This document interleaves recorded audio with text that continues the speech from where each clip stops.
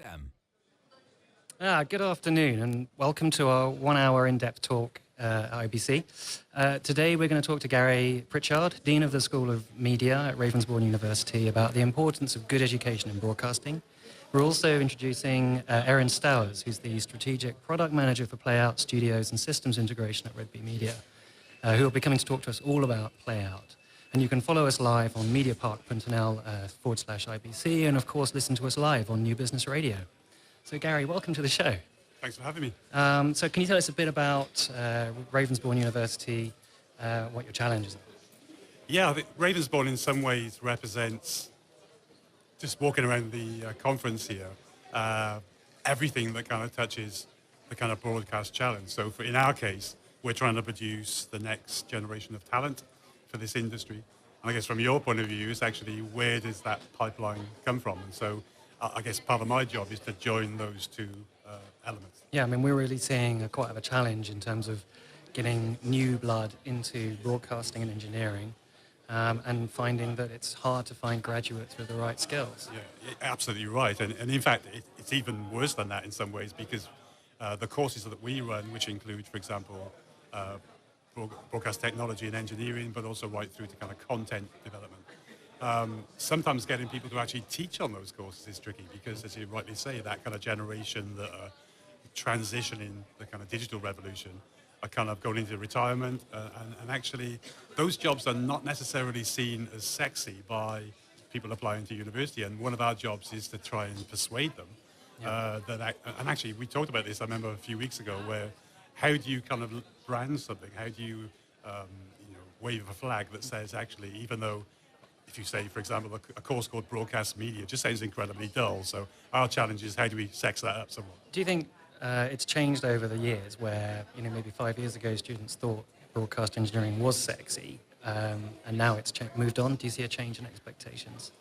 No, possibly. I think that traditional students who had an engineering, if you like, orientation could see career trajectories, if you like. But I think that's all blown apart now. And I think that when you speak to scientists who've looked at this coming through generation and they talk to them about their ambitions, the last research I read said something like the top 60% responses was, I want to be famous.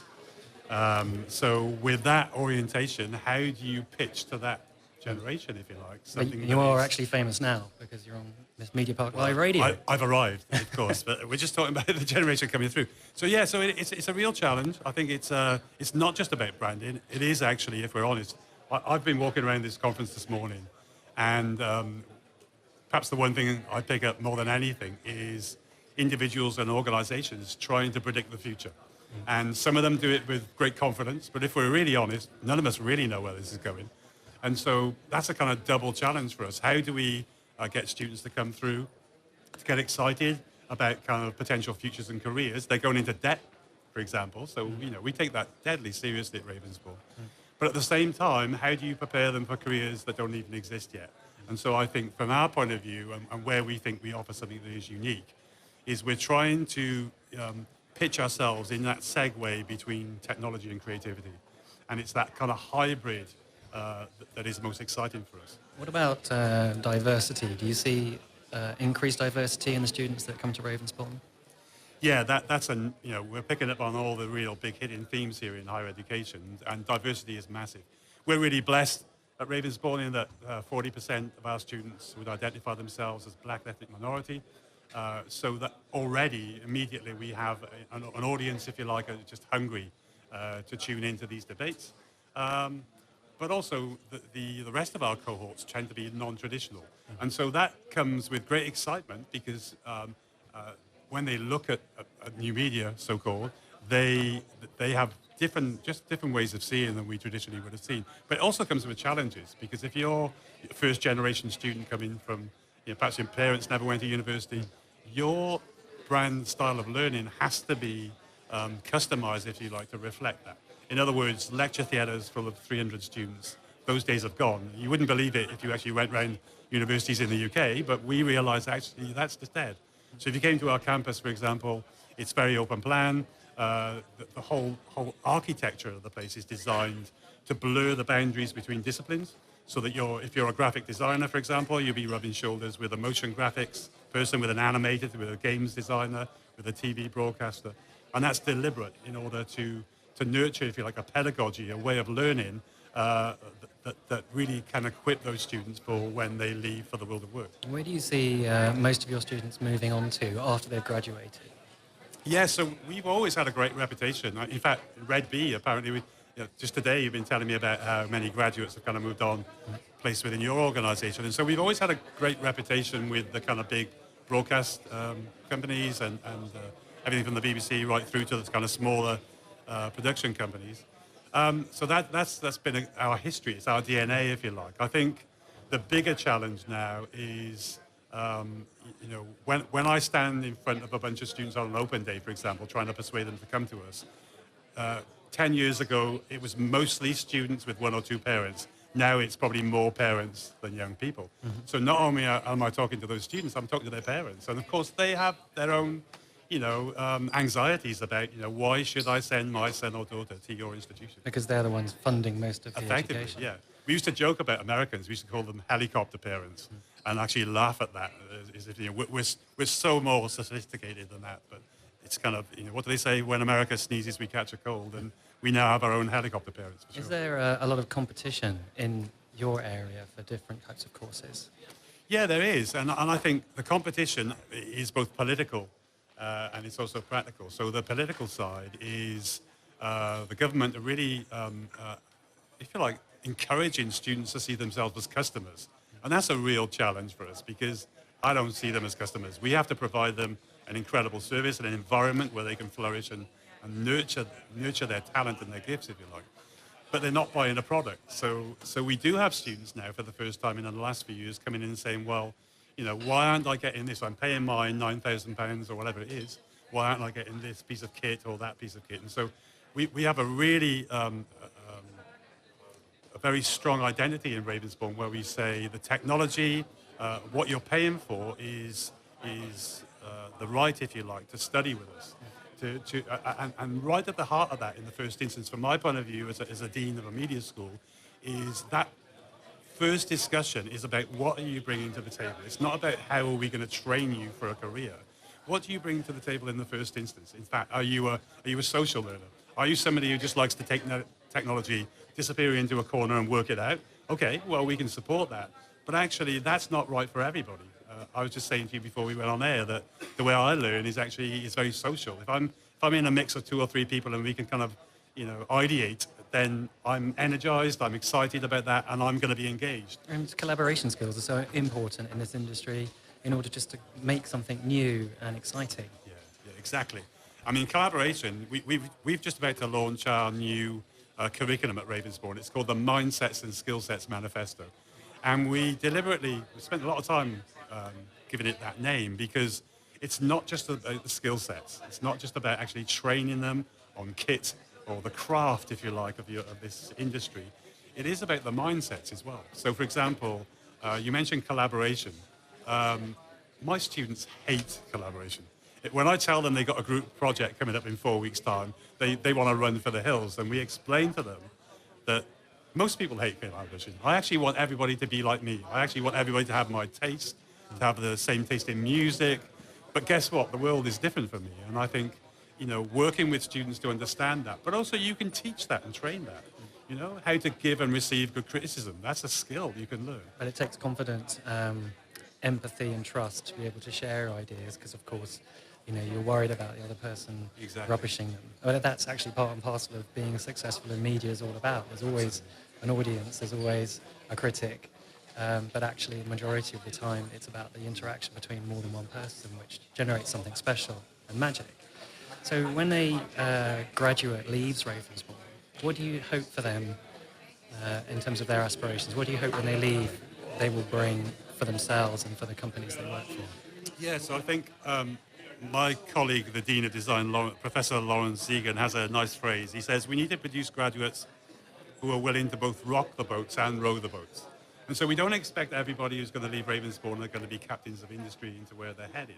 But some will be, and the way that you become the advanced guard, if you like, in terms of your sector, is you have to have an education that allows you to make mistakes, and allows you to experiment, allows you to, as you rightly say, be vulnerable, to stick your neck out. And so we build that right into the heart of the curriculum, so you don't feel a failure. There's a really interesting educational psychologist called Carol Dweck, and she wrote a wonderful book called Mindsets, if you're interested in this stuff. And she talks about two types of people generally. They tend to be either people with a fixed mindset or with a growth mindset. And the thing with a fixed mindset is you may be a straight A student. You come into a higher education on one of our courses, say, and you might be then faced with a challenge you've never been faced before, where you could look silly if you actually answer incorrectly.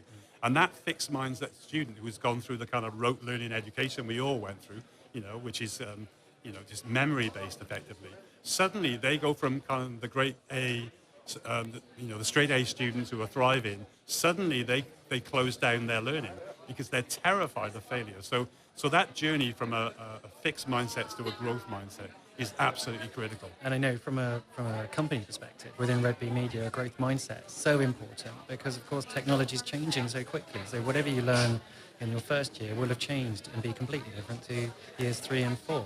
So we need to encourage people throughout the system, from education into their careers, that learning is continuous, that you have to spend at least 20% when you're in your career actually learning something new. Absolutely.